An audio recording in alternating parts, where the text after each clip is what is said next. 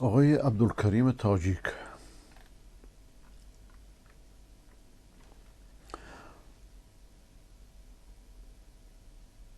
استاد، اگر شخصی از ما پول قرض کند و از مدتی که باید بازگرداند چند ماه گذشته است، آیا در این حالت حق دارد که به خاطر دیر کرد مقدار پول زیادی گرفت؟ نه نه نه نه، ربا اینه. آیا این پول رباست؟ بله. دیر کرد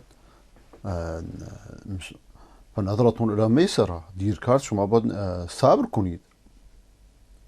قرآن دستورش اینه که شما صبر کنید، نه یک پول زیادی ازش بگیرید. حتی بعضی از اهل علم میگن که نباید بهش بگی که پول هی دنبالش بگی پول برگردون. بذار شرایطش درست بشه خودش برگردونه.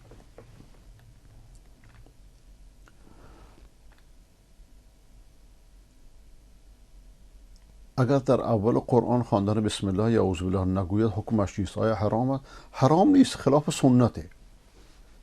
برای که قرآن میفرماد که فاذا قرأت القرآن فاستعذ بالله من الشیطان الرجیم. وقتی قرآن رو بخونید اعوذ بالله من الشیطان الرجیم بخونید، به از شیطان به خدا پناه ببرید.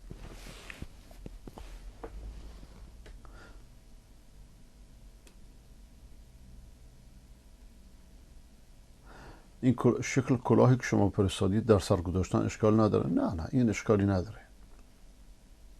بعضی مولاها میگن جایز، نه اینطوری نیست.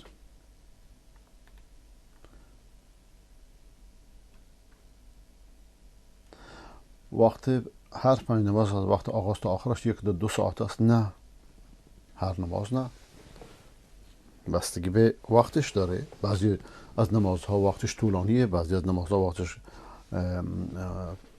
کمه.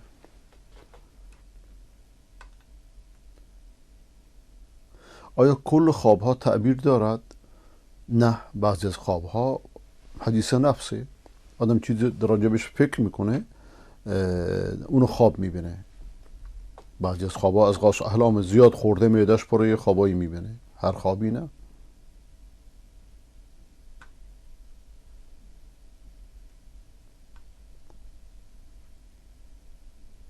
اگر ما احکامی رو ندونیم و تا پرسیدمون رو فهمیدم غلط انجام داده، در این مدت که نفهمید درست، حکمش چیه؟ خدا قبول میکنه، خداوند اشتباهو مؤاخذه نمیکنه. استاد شیعیان میگن که تقیه کردن یعنی پرهیزکاری، دروغ میگن دیگه، تحریفشون به دین همینه.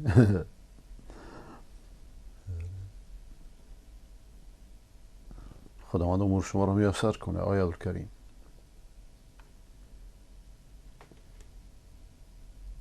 آیا هر چیزی که بر سر مؤمن و موحد میاد، خوب یا بد، ضرر یا فایده، غم شادی باشه، آن راضی و خوشنود باشه؟ بله.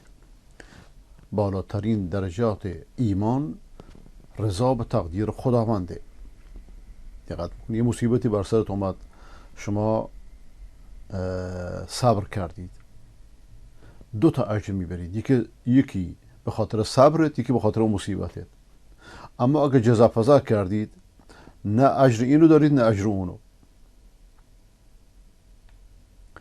شخصی، زن یا مرد، فرزندش رو پوخته، آیا این کار گناه؟ 100% گناهه.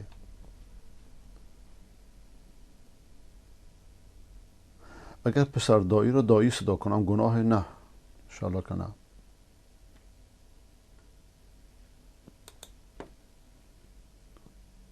اگر نام پدر حضرت محمد صلی الله علیه و عبدالله بود، پس چطور کافر بود؟ برگ شرک میورزیدن همه اون موقع. دقت میکنی؟